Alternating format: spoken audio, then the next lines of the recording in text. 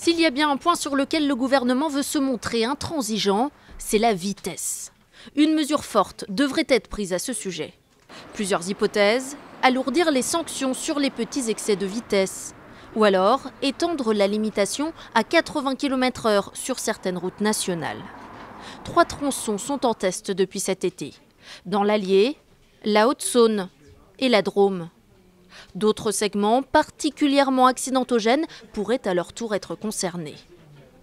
Autre préoccupation du gouvernement, les 2 roues motorisées. Sur près de 3400 tués sur les routes en 2014, 19% sont des motards. Leur manque de protection est souvent montré du doigt.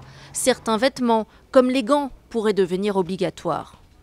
Une visite technique sera également probablement imposée pour la vente d'un 2 roues d'occasion, car les motos et scooters, pour l'instant, ne sont pas soumis au contrôle technique obligatoire. Enfin, les retraits de points posent problème.